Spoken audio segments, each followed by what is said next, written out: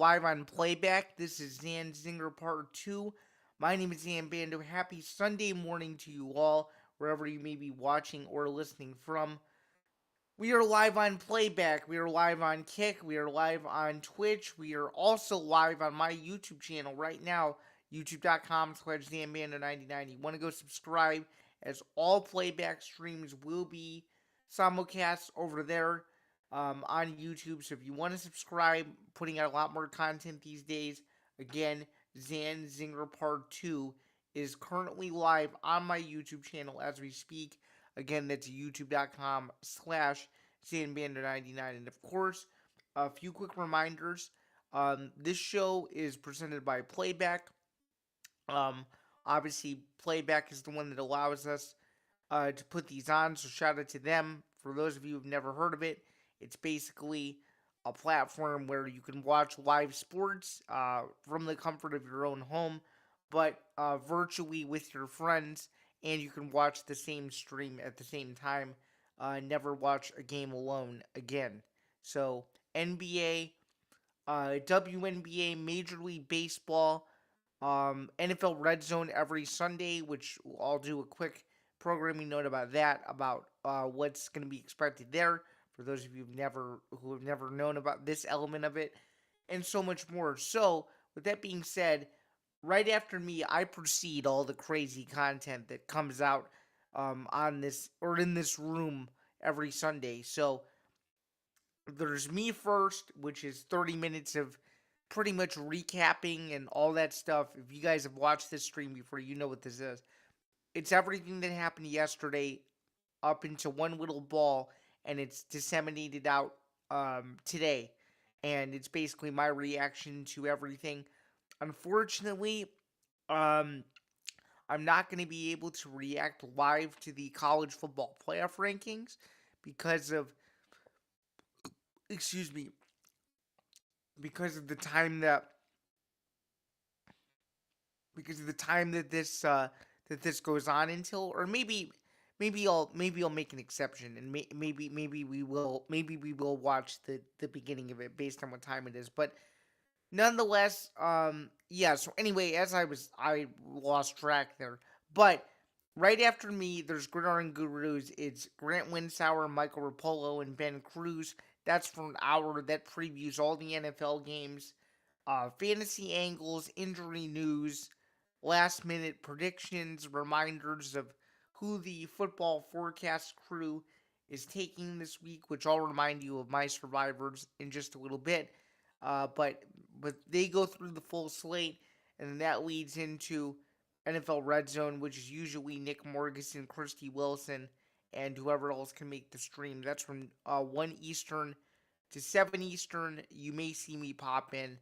I'm not so sure, just because I have a bunch of Fallout work to do relating to the Big Ten Championship that was last night, and of course the UFC event from Vegas that was the final pay-per-view of the year and the final pay-per-view ever in the United States, because the UFC is no longer on pay-per-view beginning in about a month or so. They'll be on Paramount Plus for one flat subscription fee, with ads or no ads, and there will be no more pay-per-view ever again, at least in the United States, for the next 7 years. And I'm sure even after the 7-year deal is over, there's not going to be pay-per-view ever again for the UFC, I don't think. That's my opinion, and I'm very much looking forward to that. But let's get into the nuts and bolts here. Let's start with the Big Ten Championship game, and I want to be fully transparent here. So I was teasing a major announcement earlier in the week on the show, and I guess I can reveal what it is now because it's already over. Yours truly was supposed to be in attendance in Indianapolis last night to watch the eventual upset, which was Indiana knocking off the Ohio State Buckeyes, the number one Ohio State Buckeyes, 13-10 at Lucas Oil Stadium. I was supposed to be there for one of the biggest moments, not just in college football, but in sports history. If you would have told me 2 years ago that an undefeated Indiana Hoosiers team would beat Ohio State in the college football playoff, I think I would have laughed in your face. Unfortunately, There was a bunch of snow last night, and due to just I guess life circumstances, and you thank my dad for that. He's let's just say this: he's very busy in the wintertime. I unfortunately couldn't make the drive to Indianapolis, so I was at home in this room, in fact, where I usually stream these from, watching Indiana beat Ohio State. So that was full disclosure. Was supposed to be the Big Ten championship game last night. Did not happen, but still targeting a bowl game later this month is the proposed plan. And speaking of, according to multiple reports, it looks like Illinois will be in the Music City Bowl. It's a matter of who Illinois is going to play.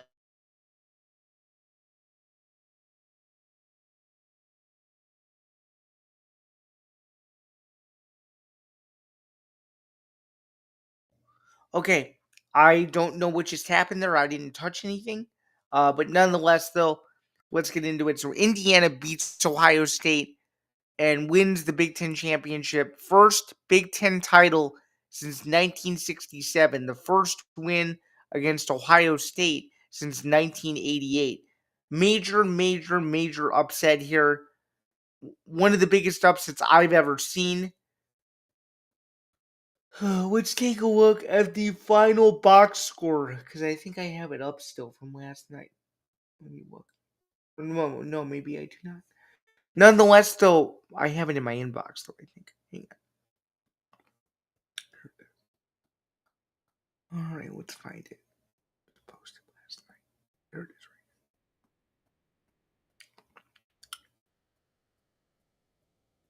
No problem. Okay, let's take a look at the final game book here. So, the game was 3 hours and 6 minutes, as I just alluded to. Um, Indiana won 13-10, officially from the NCAA. Attendance 68,214 was the number. Let's see. Let's take a look at some numbers from the game. Um, what's in the first quarter? Right? Where's the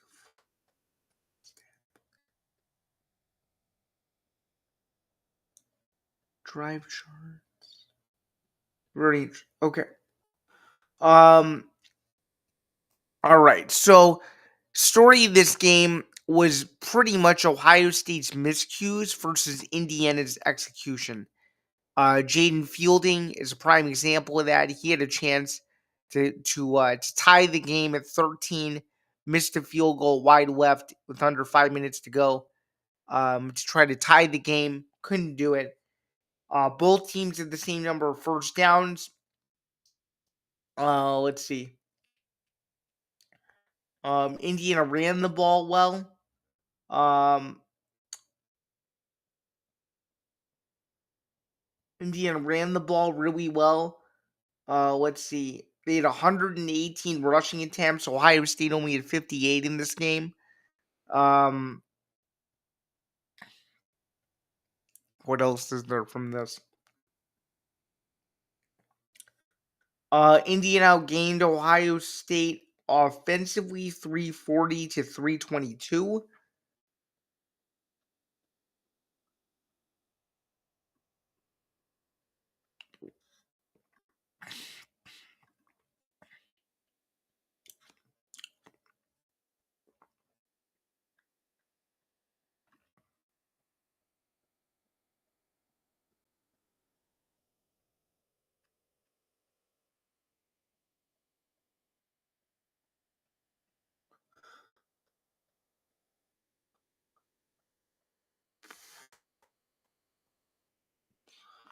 Oh, this might be easier. Okay, so let's see here. What was the okay? Fernando Mendoza. Let's take a look at his numbers. All right, let's take a look here. Fernando Mendoza was 15 of 23 with an interception, 222 yards and one touchdown. Um, let's see. Kaylon Black had um Kaylon Black had um 4.3 yards a carry, Roman Hemby had an interesting game too. He had 52 yards on the ground. But Charlie Becker was the story in this game. 6 catches or 7 targets for 126 yards. His biggest one being 51 yards. Surratt had a touchdown in the game. Julian Zain played pretty well, but the big issue though was that he was sacked 5 times, and Fernando Mendoza was only sacked 3 times. That was disappointing. Jeremiah Smith still had a whale of a day, 144 yards through the air, could not find the end zone. Cardinal Tate did. That was Ohio State's lone touchdown of the evening.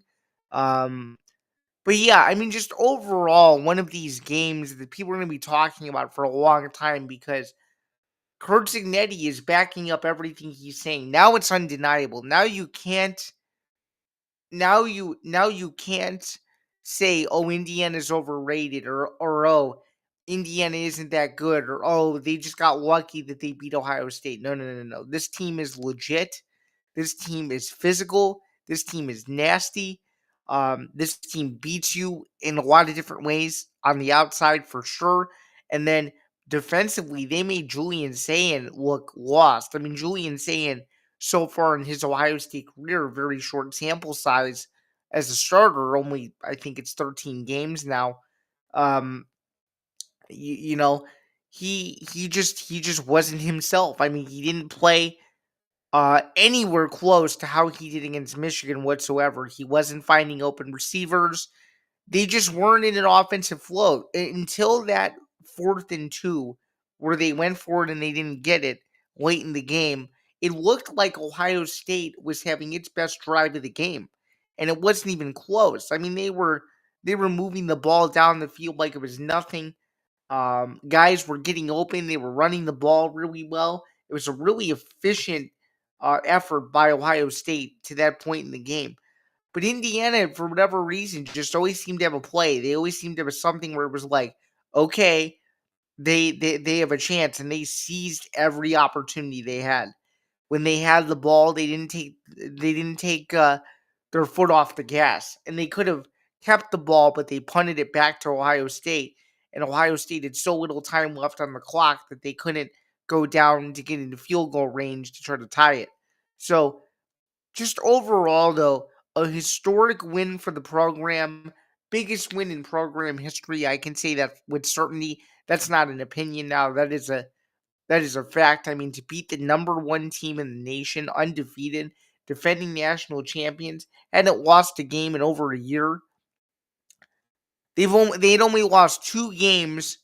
They'd lost 2 games in a span of 12 months to Oregon in the regular season and Michigan, and that was it.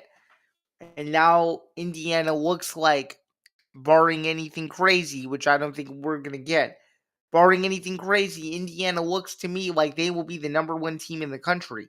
And I think that that is unbelievable, Rose Bowl bound. The question is, where does Ohio State go from here? I think Ohio State's going to be fine. Ryan Day even admitted it after the game. They're not making any excuses for why they lost. They know what they need to fix. And I think they're about to go on another interesting run. I mean, it depends on who they get. It depends on what seed they get. But that team is good enough to at least win 2 games, maybe even 3 games in this tournament. So we're gonna find out in 40 minutes or so who plays who and where, and it's gonna be interesting to see where Ohio State ends up. If a rematch between these two could happen in the national championship, assuming that they're on opposite sides of the bracket, that would be a fascinating rematch because, not to destroy Indiana fans or anything, but I think if Ohio State plays them again, Ohio State wins. I think they're the better team roster wise. I mean, and I think it's just pretty simple. I think Indiana they're a great team. I don't think they're better than Ohio State, though, just player for player, position for position. To me, they were just better last night. And if you put those two teams on the field 100 times, I think it's a very split result. I think 50 games, um, Ohio State wins, and the other 50 Indiana wins. So I don't know. What I do know is this, though. What I do know is this. Sports are unbelievable because you can get so many amazing moments in one night. Another prime example, UFC 323 last night, the final pay-per-view ever,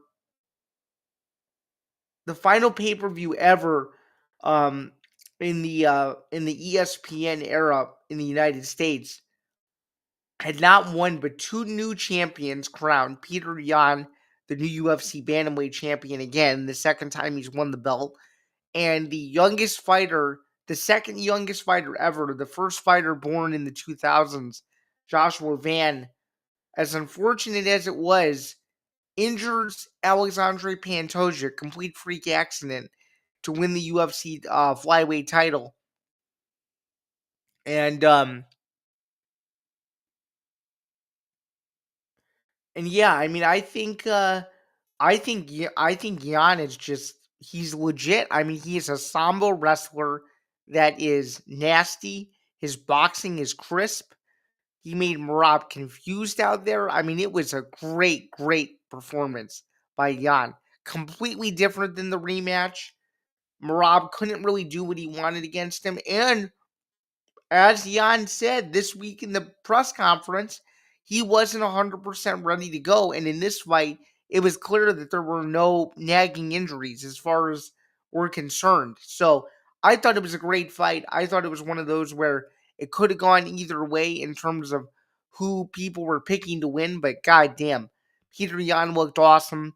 Um, I think a rematch makes a lot of sense because Marab, obviously was the champion for a long time and it's 1-1 now. So I think there's a storyline there. Could you give Peter Yan, an Umar Nurmagomedov if you wanted or something like that? Sure, sure. Why not?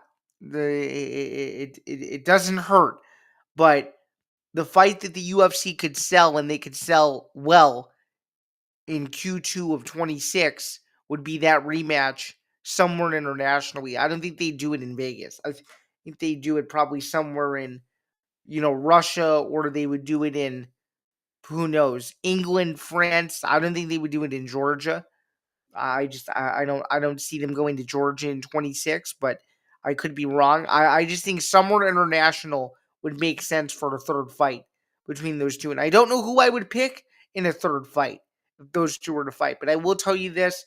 Those are the two best bantamweights in the world, in my opinion. The two who fought last night. And Jan is a beast. He's a beast. And hey, I see a lot of people giving Marab shit for taking a fight, right after beating Corey Sandhagen and not resting until 26. I mean, do you guys realize how hard it is in this day and age, especially to chase UFC history? He had a real chance to do something unbelievable, and he came up a little bit short. Do you fault the guy for being in the health position in order to even take a fourth fight? Because a lot of people wouldn't have done what he did. So I think mad props to Marab. He's a stud. Yeah, if people don't like Marab, something's wrong. And Peter Yan is a beast. And I'm sorry, I hate to say this.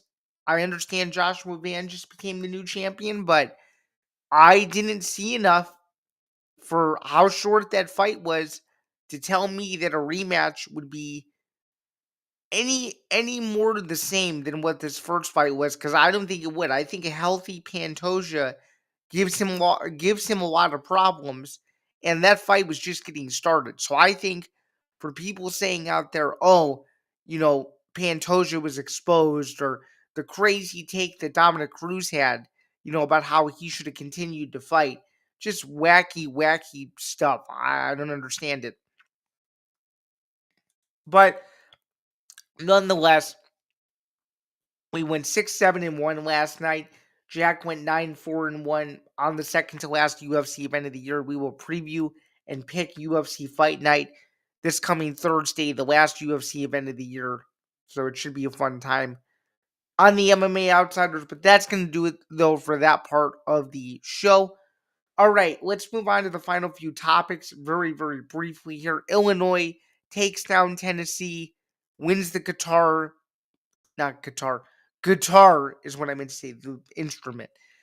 Wins the guitar 75-63, I think is what it was, 75-62. Nonetheless, huge win for Illinois. Some big shots late down the stretch. Stojakovic couldn't get the dunk to go, but it is what it is. Huge win on the road. Exacting revenge from a year ago when Tennessee was number one.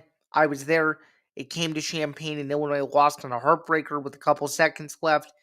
But nonetheless, though, great win for Illinois, and a big month of December coming up. They have their Big Ten home opener, and Big Ten opener period against Nebraska a week from or next Saturday in Champaign, which, barring weather, I might actually be at that one myself. But nonetheless, though, huge win for Illinois. I wanted to get that briefly out of the way. All right, a couple minutes to go. Let's go over NFL survivors if we can. Let's do that. All right, let's do this.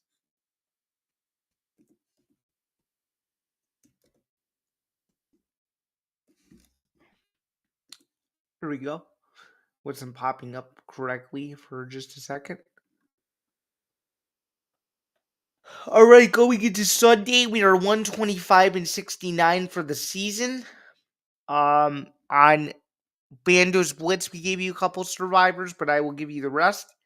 Buffalo over Cincinnati, Cleveland over Tennessee, Minnesota over Washington, Miami over the Jets, Tampa Bay over the New Orleans Saints, the Colts over the Jaguars, the Ravens over the Steelers, Denver over Vegas, the Packers over the Bears. That may be a surprise to some, but I just think Green Bay at home is a different team. And even though the Bears won in Week 18 this past year, that was a non-starting Green Bay team in that game, and it was a Bears team that had nothing to play for other than pride. So, give me the Packers. But I would not be surprised if the Bears won. If the Bears won, it's undeniable that the Bears would have a legit chance to win out. Nonetheless, give me the give me the Packers. But could I see the Bears covering? Yes. But for football forecast purposes, we took the over. So hopefully the over hits on that. Um, Rams over the Cardinals, Chiefs over the Texans, and the Eagles over the Chargers. All right, so those are my NFL survivors. Just to give you full transparency on how I did this past week, I went 11-5 straight up, and I went 500 against the spread. All right, let's take a look at something else really quick.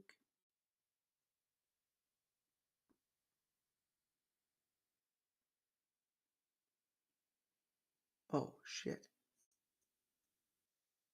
Well, in college football, we missed picking all of the conference championship games in week 15 for Yahoo. It's disappointing. I swore I had done so. Let's take a look at ESPN because we have ESPN picks that we did do. So let's take a look at those.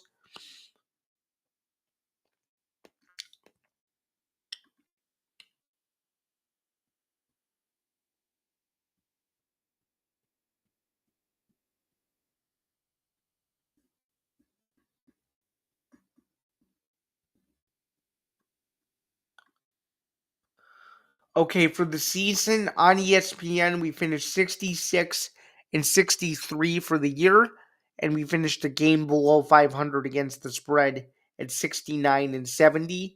These were still good enough for 74% and 76.5% respectively.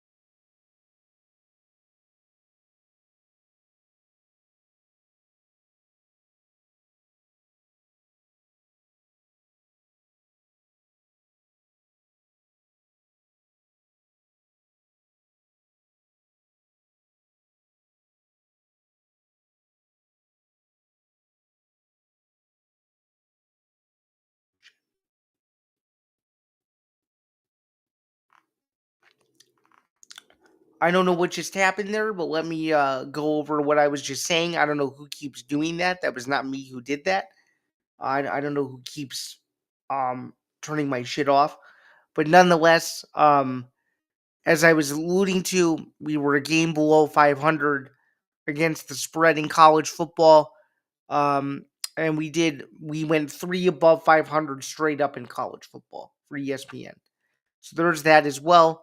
And that is a wrap for the, I guess, college football season, for the regular season, that is. And let me just calculate really quick because I'm sure those guys would want to know too. Um, Wait, that's the wrong document.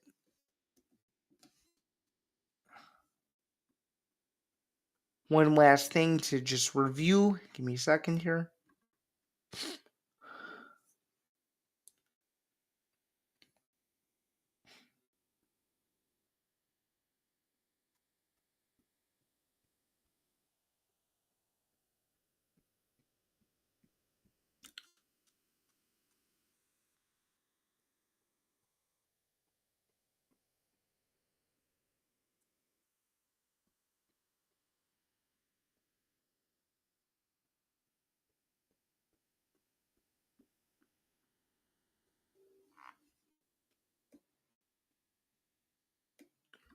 Okay, so we didn't do all that good on predictions as a crew. Let's see how I did, at least, because let's talk about me here. So yeah, we did pretty bad. I think I lost every pick on this. Virginia didn't cover. Ohio State didn't cover. Alabama didn't cover. BYU didn't cover. It was a disaster. Complete and utter disaster. But nonetheless, though, that's going to do it for Zain Zinger Part 2. I'm a little bit tired. I have a lot that I have to get done today as well as watch football. But until next week, I hope you have a good rest of your day. We will be back with episode 70, final episode in the month of December, the final episode of the 2025 Bandos Breakdown season before best ofs and all that other stuff. But until next week, I will see you guys soon, and have a good one. Thanks again.